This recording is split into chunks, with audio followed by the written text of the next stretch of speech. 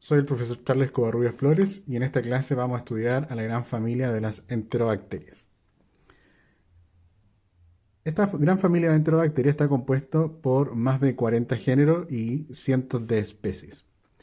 Cada una de estas bacterias que forman parte de la familia de las enterobacterias van a ser bacilos gram negativos cortos,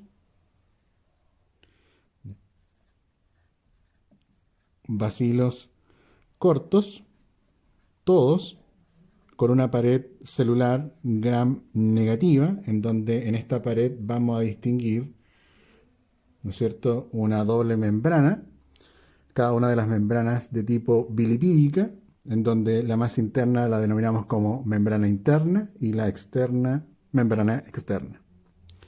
Entre las dos membranas vamos a encontrar el espacio periplásmico y aquí en el espacio periplásmico se va a ubicar el peptidolicano. El peptidolicano. Además, todas las bacterias gram negativas, en su membrana externa vamos a encontrar el lipopolisacárido que se repite, ¿no es cierto?, a lo largo de la membrana externa.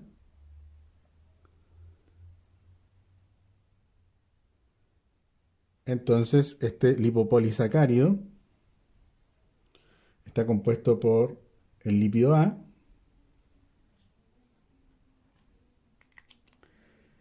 y ese lípido A está compuesto entonces por las dos cadenas de ácidos grasos.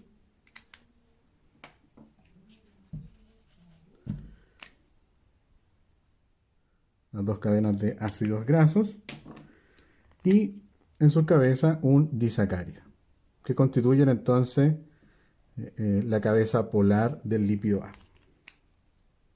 Esos serían los dos elementos que constituyen ese lípido A, los ácidos grasos y el disacárido.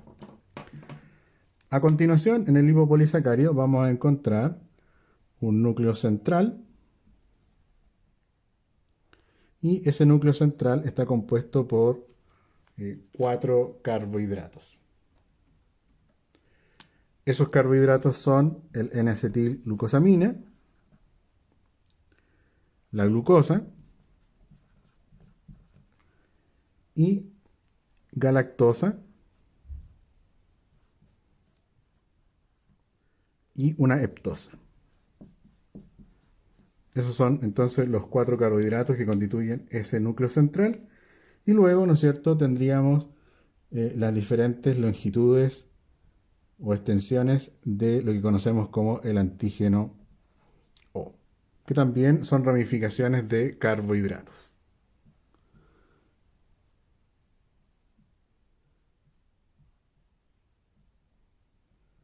Bueno, ¿qué quiero decir con todo esto?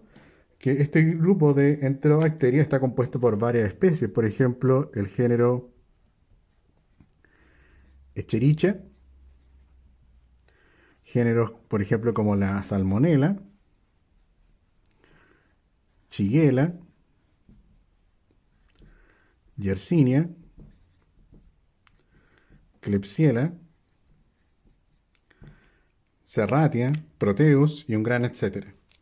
Entonces, si nos fijamos en el lipopolisacárido de cada una de estas bacterias, morfológicamente todas ellas son similares.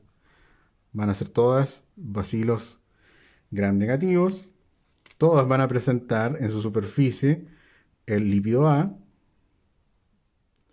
Sobre la cabeza polar del lípido A vamos a encontrar entonces este carbohidrato o estos 4 carbohidratos que denominamos como núcleo central. Siempre es el mismo y todos los géneros de enterobacterias los van a poseer. ¿Y dónde se va a marcar la diferencia? En el carbohidrato que viene a continuación, en las ramificaciones que presenta dicho carbohidrato. Para todas, entonces, es similar, solo que van a variar, ¿no es cierto?, en la longitud y en las ramificaciones que posea dicho carbohidrato. La mayoría de estas enterobacterias van a estar presentes como parte de la microbiota del intestino y también de los aparatos urogenitales.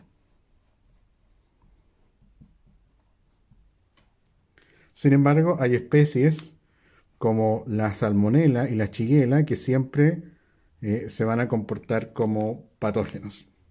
Siempre van a ser entonces parásitos y no hacen parte nunca de esta microbiota intestinal. Otro elemento que debemos considerar es que algunas especies de enterobacteria van a presentar una cápsula. Vamos a dibujar acá parte de una cápsula. Recuerden que la cápsula por lo general está constituida por carbohidratos que protegen de la fagocitosis, y para cuando las enterobacterias presentan cápsula, nos vamos a referir a esa cápsula como el antígeno K. El antígeno que está presente en el lipopolisacárido es el antígeno O, y además estas bacterias, las enterobacterias, podrían ser móviles o inmóviles.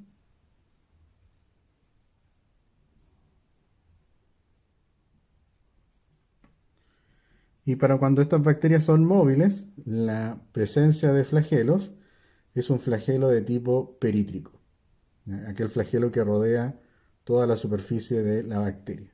Y para cuando está presente el flagelo, nos vamos a referir a este flagelo como el antígeno H.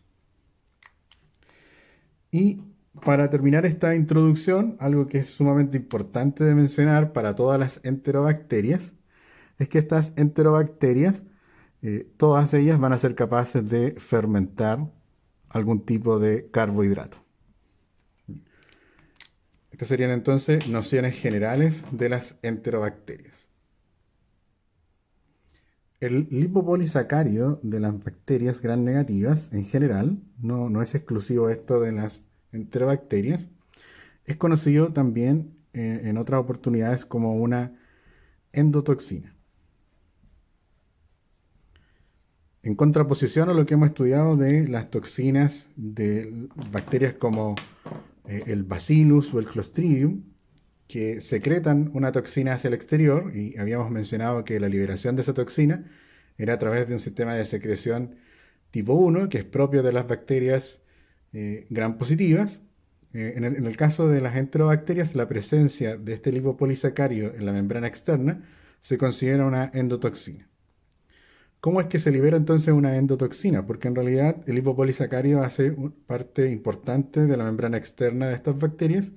Sin embargo, cuando estas bacterias nos atacan, se va a montar una respuesta frente a las bacterias que tiene que ver con la presencia ya sea de anticuerpos o las proteínas que hacen parte del sistema del complemento, que podrían entonces intentar aplacar la presencia de estas bacterias. Por lo tanto, la bacteria va a ser destruida.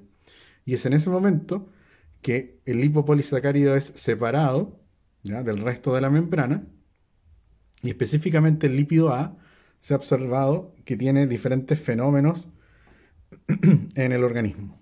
Se sabe que el lipopolisacárido entonces puede estimular por procesos desconocidos, estimular, ¿no es cierto?, la producción de fiebre en nuestro organismo.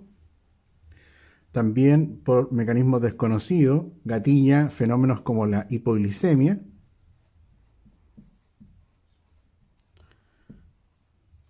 Va a provocar también un fenómeno de coagulación intravascular diseminada.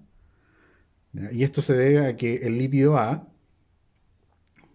termina estimulando a los factores de coagulación y finalmente se termina produciendo este fenómeno de formación de un coágulo dentro de los vasos, y por lo tanto la sangre se hace cada vez más espesa, ¿ya? Y esto termina generando que la presión, ¿no es cierto?, con la cual la sangre circula baje, de tal manera que como consecuencia de esta coagulación intravascular diseminada vamos a encontrar que el lípido A produce hipotensión,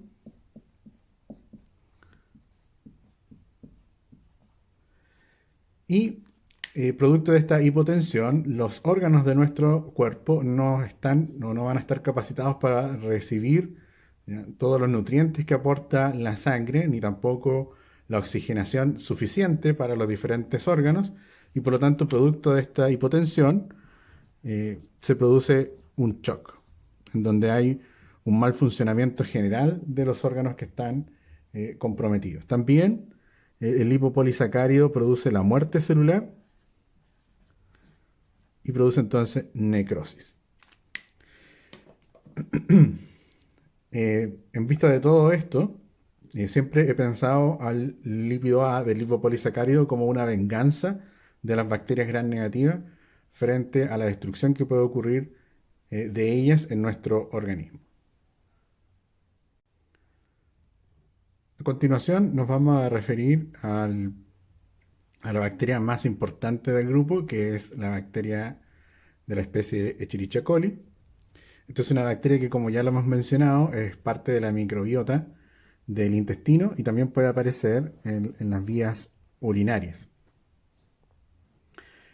Esta bacteria, si bien es la más conocida, probablemente con lo que sabemos hoy en día a partir de los estudios de microbiota, no es la bacteria que está mejor representada en nuestro intestino.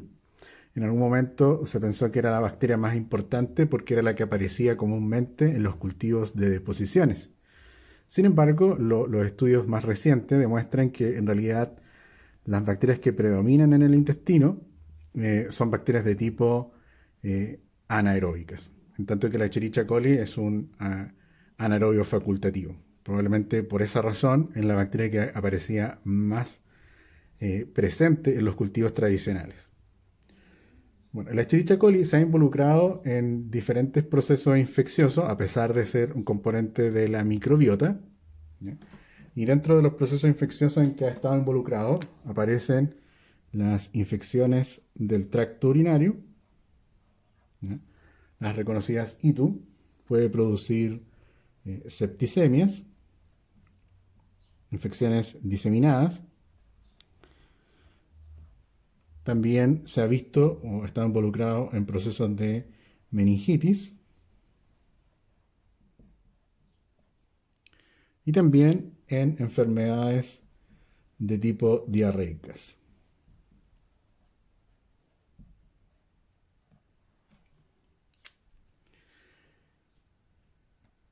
En el caso de las infecciones urinarias, hay que señalar que por lo general estas infecciones aparecen de manera ascendente.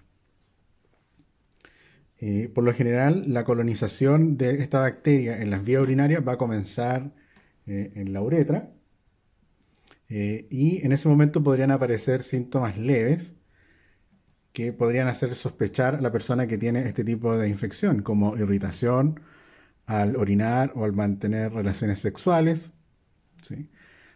Podría o no aparecer fiebre, ¿ya? De tal manera que son síntomas muy inespecíficos que en muchas oportunidades no son suficientes para el paciente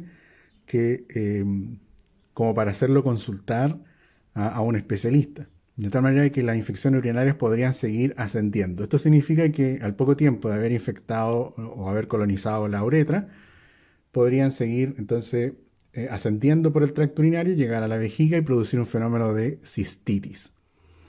Ahí sí va a haber dolor, es más probable que aparezca dolor para los pacientes, va a haber problemas en algunos casos de incontinencia, podrían presentarse los tenesmos vesicales, que es la sensación, ¿no es cierto?, de querer orinar y no poder efectuarlo, ¿ya? Y en estos casos sí, en muchos casos se manifiesta fiebre, ¿ya? Si la infección no es tratada todavía, para este momento la infección podría seguir ascendiendo, afectar al uréter y finalmente llegar a los riñones, donde se va a manifestar como una pielonefritis, ¿ya? Que serían los casos más severos de infecciones urinarias, donde van a requerir en muchos casos tratamientos complejos con antibióticos, sobre todo si la bacteria ya está presentando resistencia, y en algunos casos también hospitalización. Las pielonefritis también podrían aparecer como formas secundarias de infección desde otro sitio. ¿Ya? La Escherichia coli podría estar presente en otro sitio anatómico y luego por la sangre terminar llegando a los riñones y producir entonces un cuadro de pielonefritis. La orina, la orina es un líquido que normalmente debiera ser estéril, ¿ya? De tal manera que para analizar muestras de orina se van a solicitar muestras de orina y en donde se le debe indicar al paciente que debe ser una orina del segundo chorro, puesto que la uretra podría estar contaminada con bacterias de la microbiota de la piel. De tal manera que para tomar esta muestra para el examen bacteriológico, se hace primero un aseo genital. Por lo general, si el paciente lo puede realizar, el aseo lo hace él mismo, o si no lo puede realizar, es auxiliado. Luego se deja escapar el primer chorro de orina. Este primer chorro de orina eliminaría los posibles contaminantes de la microbiota de la piel, desde la uretra, y el segundo chorro debiera ser representativo del proceso infeccioso. Como les decía, la orina es un líquido que se considera estéril. Sin embargo, si, si aparece una bacteria y el procedimiento ha sido realizado de la mejor manera, la bacteria que crezca se va a considerar que está produciendo el proceso infeccioso. ¿Ya? Porque normalmente la orina, si no hay ninguna patología, debiera ser entonces un líquido estéril. Y si la muestra fue tomada bien, entonces cualquier microorganismo que esté creciendo va a ser responsable de la infección urinaria. ¿Qué se hace con la orina? Por supuesto que lo primero que se va a hacer en el laboratorio es sembrar la orina en el medio McConkey, porque lo más probable es que sea una enterobacteria, una bacteria gram negativa la que esté ocasionando el cuadro. Pero también siempre se siembran las muestras en un medio agar sangre, por si es que en el agar McConkey no crece todavía nada. Las bacterias que crecieron en el medio McConkey se les hace entonces las pruebas bioquímicas que hemos analizado en el laboratorio.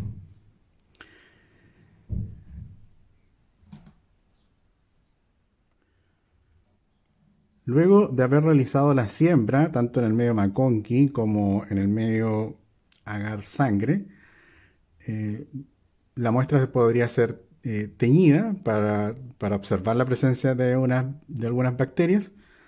Y también la orina podría ser observada al microscopio. Bueno, la orina no debiera contener ningún tipo de elementos figurados de la sangre. Si es que el proceso de filtración en el riñón está ocurriendo de manera normal, no debieran aparecer ese tipo de elementos. Si hay una infección en esta centrifugación de orina para concentrar los elementos, podría estar la bacteria presente, podrían haber leucocitos, y la razón por la cual habrían leucocitos es porque los leucocitos están siendo convocados por el proceso inflamatorio en cualquier parte de la vía urinaria. Por lo tanto también se podrían observar leucocitos. Si la infección es de las vías altas, los procesos inflamatorios podrían llevar a que durante el proceso de filtrado se liberen algunos glóbulos rojos. ¿Sí? Eso con respecto a las infecciones del tracto urinario. En el caso de las septicemias y meningitis, estas ocurren porque la infección comienza en un sitio anatómico y luego por vías sanguíneas se diseminan hacia otros órganos. En el caso particular de las meningitis, lo que se ha observado es que las bacterias de la especie Escherichia coli que se han aislado de los procesos de meningitis, todas estas bacterias estarían expresando una cápsula. Y de nuevo nos encontramos con un factor común de las bacterias que producen meningitis, y es que presentarían entonces dicha cápsula que las convertiría en bacterias mucho más virulentas.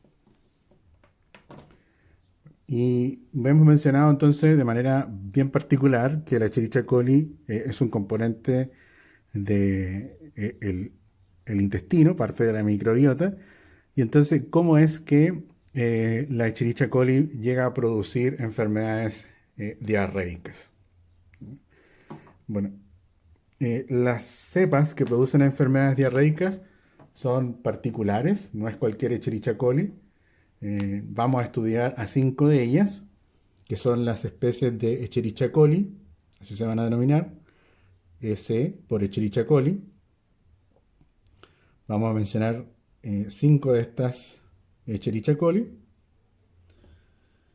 ¿Y quiénes son estas? Son eh, las cepas, ¿no es cierto?, que se conocen como enteropatógenas.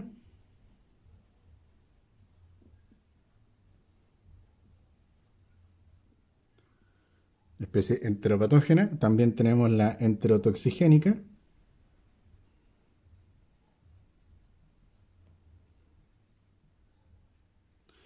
Tenemos la Escherichia coli enterohemorrágica.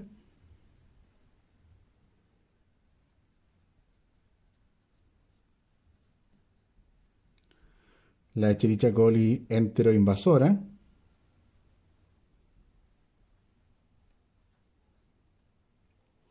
La Escherichia coli enteroagregativa.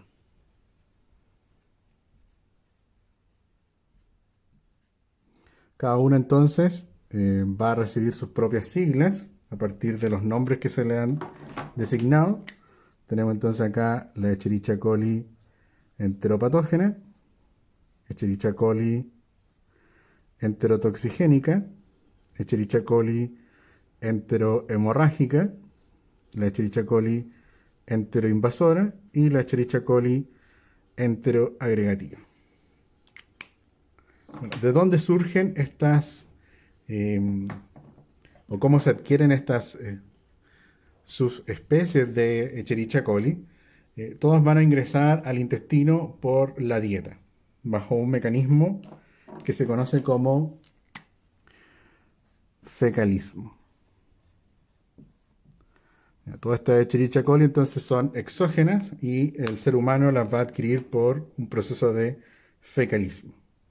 ¿Por qué estas Escherichia coli son diferentes a la Escherichia coli que habita en nuestro intestino como parte de la microbiota? Porque estas Escherichia coli han ganado algunos plásmidos. Esa podría ser alguna de las explicaciones por las cuales estamos hablando de Escherichia coli que son diferentes. O son Escherichia coli que están en un estado conocido como lisogénico, lo cual significa que estas cepas de Escherichia coli en algún momento de su existencia fueron infectadas por un bacteriófago y el bacteriófago le proporciona algunos nuevos genes para la expresión de algunas toxinas. Bueno, el fecalismo es un proceso habitual. Todos los seres humanos consumen al año aproximadamente 1 kilo de fecas. ¿Ya? No hay excepción, ni por nivel socioeconómico, ni nivel educacional. Todas las personas consumen al año 1 kilo de fecas. ¿Cómo esto ocurre? De manera indirecta, por supuesto, y vamos a detectar fecalismo, por ejemplo, al comernos o chuparnos los dedos, comernos las uñas, ¿sí? Vamos a practicar fecalismo cuando vamos al baño con nuestros celulares. Vamos a practicar fecalismo cuando no sabemos en qué condiciones se ha preparado un alimento.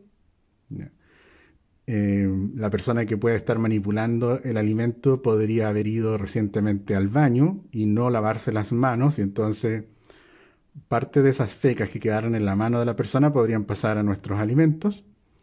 También por la presencia de vectores, ¿sí? Vectores también podrían, como moscas y baratas, caminar sobre las deposiciones tanto humanas como de animales y luego caminar por nuestros alimentos. ¿Ya? Tragar agua, ¿ya?, en una piscina que esté mal clorada, ¿ya?, tragar agua de mar si hay altos niveles de contaminación en ellas. Algunas prácticas sexuales como el contacto ano-boca permitirían, ¿no es cierto?, el contacto, ¿ya? Pasar de una relación anal a una oral, ¿ya?, sin tener las precauciones de lavar tanto el miembro masculino o los juguetes sexuales que se puedan estar utilizando. Son formas entonces en que pueden ingresar estas bacterias. El dejar nuestros cepillos de diente en el baño, ¿ya?, cada vez que se tira la cadena, puede ocurrir entonces que algunos llamados coliformes podrían quedar en nuestros cepillos de dientes, ¿ya? cuando seguimos un tutorial por YouTube utilizando nuestros aparatos celulares o tablet, ¿ya? También podríamos estar contaminando nuestros alimentos. Cuando hacemos uso del transporte público y tocamos las manillas o eh, los pasamanos, ¿ya? Y no nos lavamos las manos, podríamos entonces estar llevando de manera indirecta contenido fecal a nuestro intestino.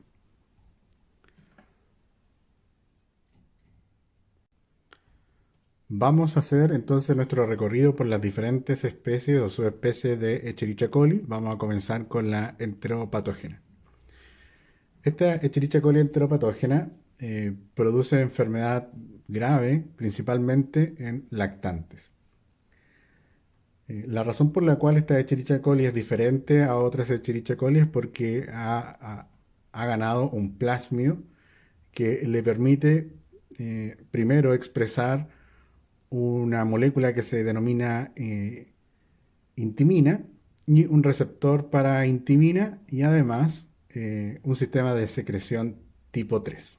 ¿Ya? Vamos entonces a revisar todos esos conceptos para entender cómo esta Escherichia coli llega a producir un cuadro diarreico en nuestro cuerpo. Entonces, esta Escherichia coli va a ingresar a nuestro organismo y va a llegar al intestino. Y esta Escherichia coli se va a encontrar con los enterocitos, que son las células de nuestro intestino. Y la Escherichia coli entonces se va a posar sobre los enterocitos y va a comenzar su proceso de multiplicación y cada una de estas bacterias va a comenzar a quedar adherida a lo largo de todo el intestino y por supuesto en contacto con las vellosidades o microvellosidades intestinales. Vamos a ampliar lo que está ocurriendo entonces en una de las vellosidades nada más. Vamos a graficar acá el borde de una de las vellosidades y lo que estaría ocurriendo entonces con esta bacteria. Esta bacteria, ya lo hemos mencionado entonces, es una bacteria que posee su ADN bacteriano, pero además presenta un plasmio que le permite expresar, ¿ya? Aquí debería haber un gen para la molécula que vamos a reconocer como intimina.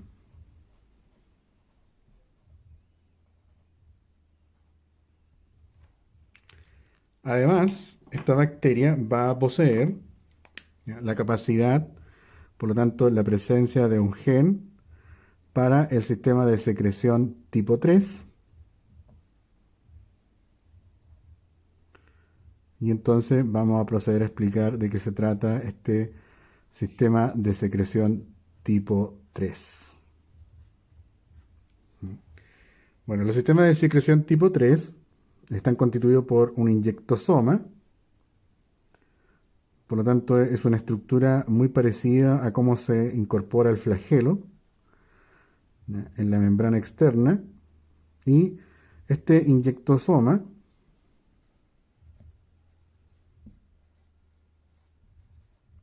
es un verdadero canal que va a permitir conectar el citoplasma de la bacteria con el citoplasma de la célula huésped, que en este caso la célula huésped son entonces los enterocitos. Recordemos además que gracias a ese plasmio la bacteria tiene en su superficie a esta proteína que es la intimina. Esa molécula que es la intimina está buscando a su receptor. Y dicho receptor, el receptor de esta molécula, que es el receptor de intimina,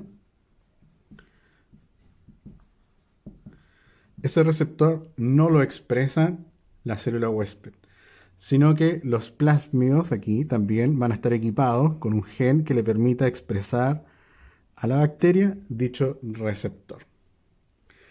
Como la bacteria ya está equipada con este sistema de secreción tipo 3, que incluye este inyectosoma, que comunica el citoplasma de la bacteria con el de la célula huésped, los inyectosomas fabricados, perdón, los receptores de intimina fabricados por la propia bacteria van a pasar a través de, van a pasar entonces a través de este inyectosoma, se van a ubicar en la superficie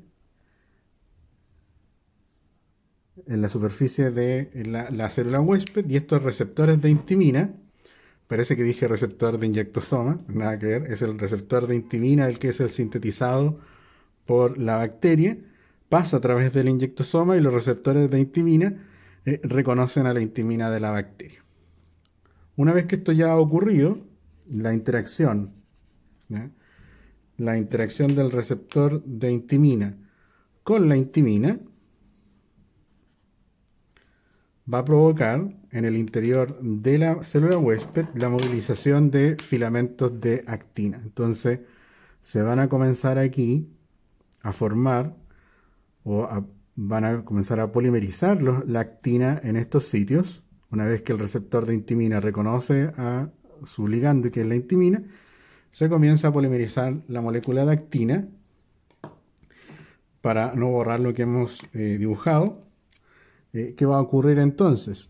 La vellosidad o la microvellosidad intestinal se va a comenzar a deformar, formando un verdadero pedestal en donde en la superficie estaría la bacteria, ¿sí? Y por lo tanto, en cada microvellosidad donde está la bacteria se está realizando dicho pedestal, porque aquí recordemos que lo que está ocurriendo es que se están juntando los filamentos de actina que hacen proyectar la membrana plasmática del enterocito, y por lo tanto en cada uno de estos sitios donde la bacteria se había posado se comienzan a proyectar estas especies de pedestales, y por lo tanto eso es lo que termina alterando los procesos de absorción de nutrientes para el huésped, y es lo que termina gatillando finalmente los procesos diarreicos en la persona que eh, está infectada con esta Escherichia coli enteropatógena. Hemos graficado solo una célula que está afectada por todo este sistema que acabamos de explicar, pero recuerden que la Escherichia coli está constantemente multiplicándose y es básicamente todo el intestino que se ve afectado por esta situación. Vamos a revisar ahora a la segunda Escherichia coli, que corresponde a la Escherichia coli enterotoxigénica. En este caso, nuevamente, vamos a encontrarnos con una Escherichia coli que se va a encontrar con los enterocitos. Esta bacteria entonces va a comenzar a expresar, una vez que esté en el lumen intestinal, dos tipos de toxinas. Las vamos a dibujar acá, una en morado y la otra de color anaranjado.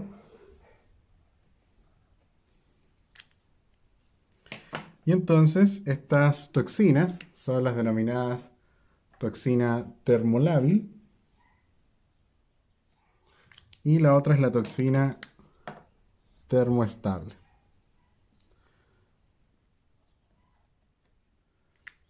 Sí. Dos toxinas entonces, una toxina termolábil, lo cual significa que es inactivada con el calor, y otra termoestable, que significa que se mantiene a pesar de las altas temperaturas. Estas toxinas van a ingresar al interior del enterocito. Va a ocurrir lo mismo con ambos tipos de toxinas, y aquí van a tener diferentes efectos. La toxina, que es la toxina termolábil, va a estimular de manera continua a la adenilato ciclasa, y la consecuencia de la estimulación constante de la adenilato ciclasa es la producción de AMP cíclico. En tanto que la toxina termoestable va a estimular a la guanilil ciclasa, y el resultado de eso es la gran producción de GMP cíclico. Entonces, en consecuencia, en el interior del enterocito están aumentando los niveles de AMP cíclico y también de GMP cíclico.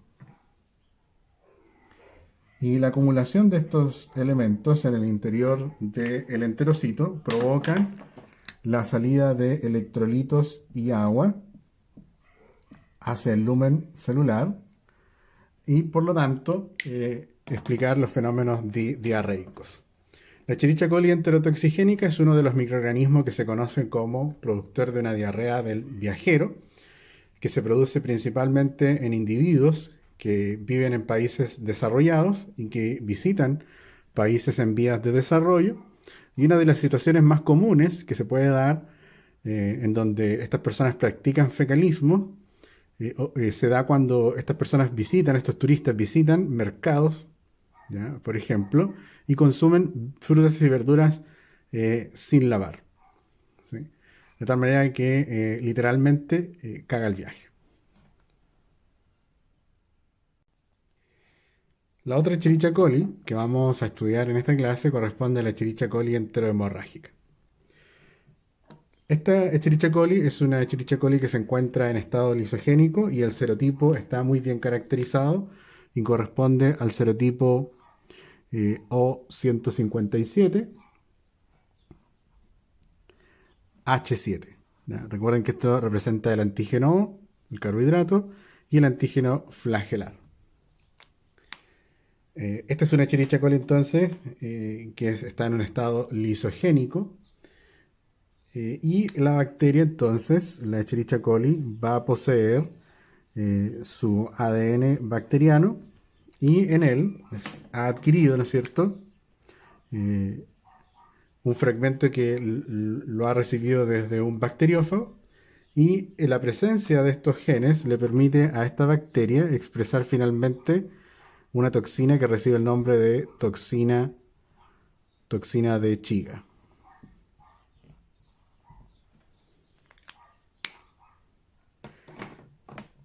¿Qué va a ocurrir entonces cuando la Escherichia coli enterohemorrágica se encuentre con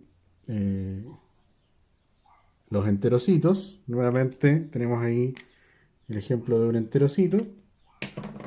La bacteria va a estar en la superficie, en el lumen. Vamos a cambiar un poquito el esquema porque tenemos que mencionar otros elementos. Vamos aquí a dibujar un enterocito más pequeño. Y entonces lo que está haciendo la bacteria es producir esta toxina de Chiga. La toxina de Chiga, tal como ocurre con la bacteria que estudiamos anteriormente, ingresa al citoplasma y lo que va a ocurrir con esta toxina es que va a impedir la elongación de las proteínas. Recuerden que para que los enterocitos fabriquen nuevas proteínas deben leer a través de los ribosomas el ARN mensajero y cuando se estén sintetizando entonces las nuevas proteínas es necesaria la presencia de algunos factores de elongación. ¿Ya? Vamos a tener acá entonces la presencia de algunos factores de elongación de estas proteínas y por lo tanto lo que hace la toxina de Chiga es impedir que estos factores de elongación se unan a los ribosomas y por lo tanto con esto finalmente lo que se está haciendo es impedir la síntesis de nuevas proteínas. Y por lo tanto, esto va a ocasionar la muerte de esta célula. Va a ocasionar entonces el proceso de necrosis. Si pensamos que esto es el tejido epitelial del intestino, aquí están los enterocitos, y tenemos una bacteria que producto de sus toxinas, ¿no es cierto?, esta toxina de Chiga, comienza a destruir a las células.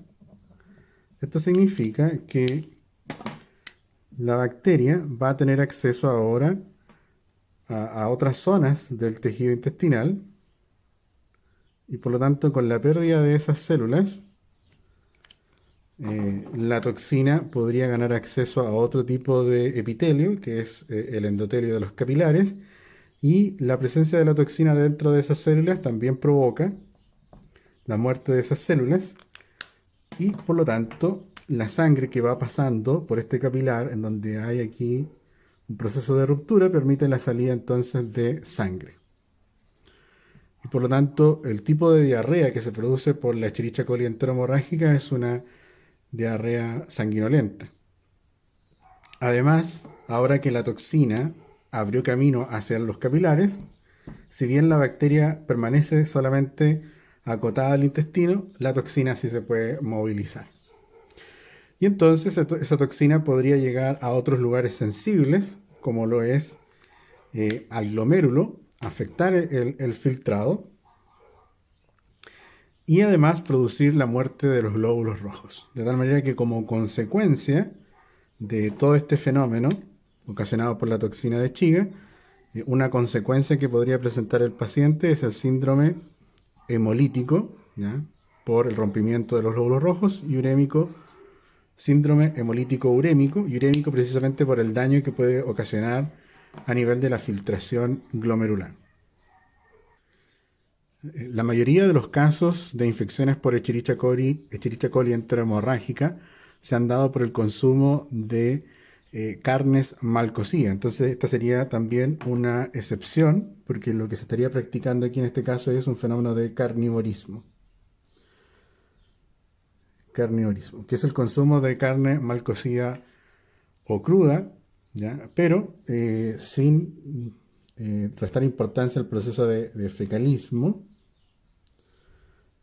La mayoría de las veces ocurre por el consumo de hamburguesas, en locales de comida rápida, en donde la hamburguesa, por la forma en que tiene este producto, muchas veces queda muy bien cocinada en la superficie, pero en la zona central de la hamburguesa queda entonces mal cocida.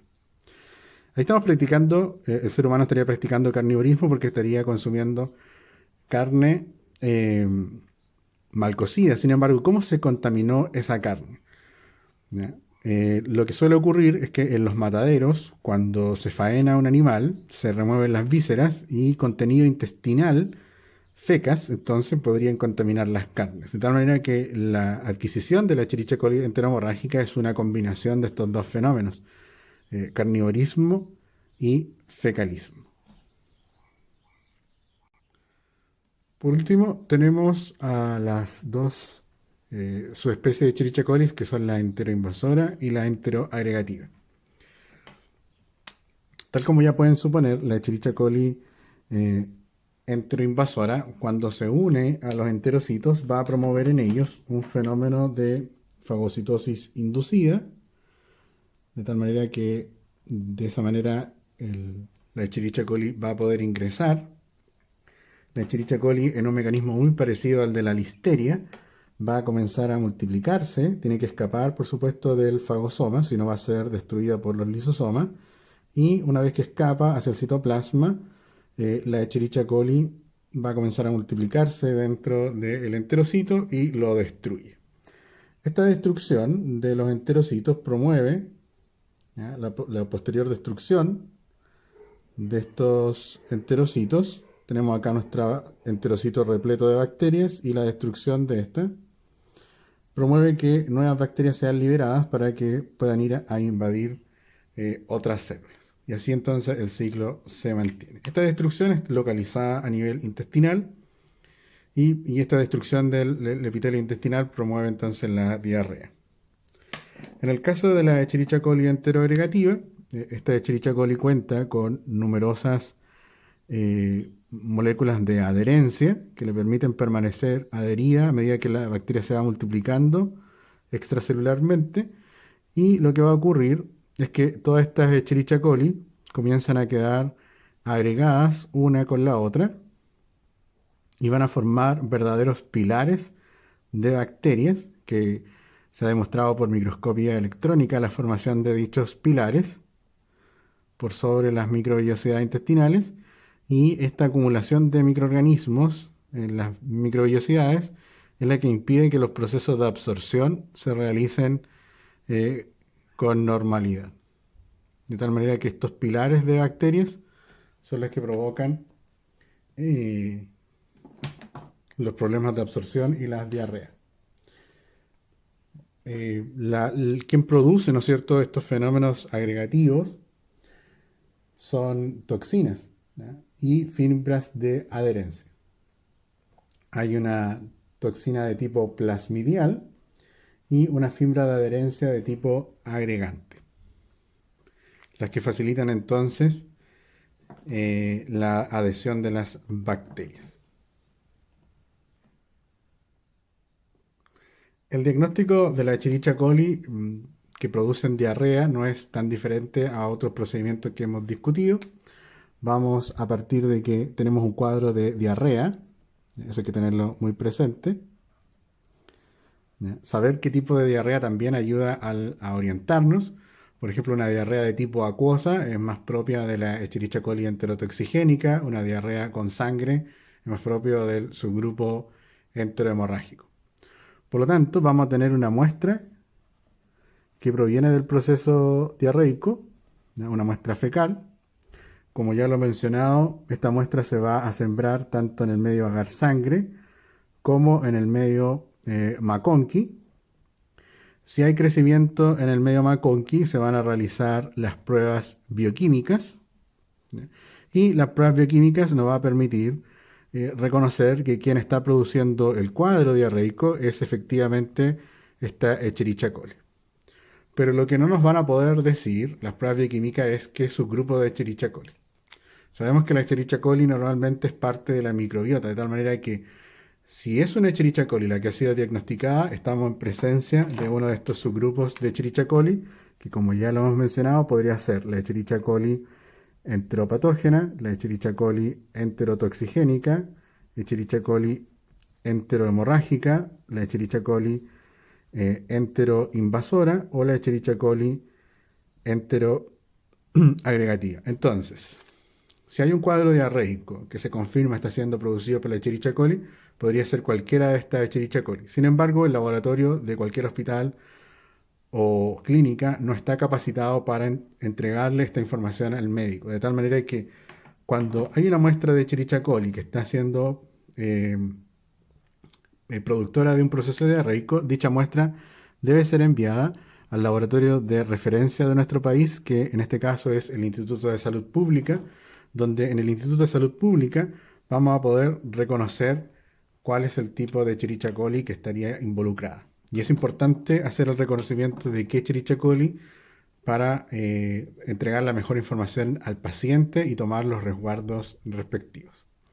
Además, es muy importante que cuando aparece la Escherichia coli, el médico se debe preocupar de solicitar un antibiograma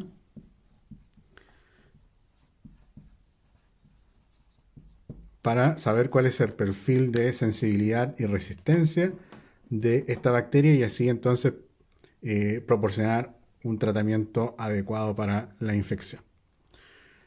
Con esto terminamos la primera revisión de la familia de enterobacterias y vamos a continuar con estas bacterias también en la próxima clase.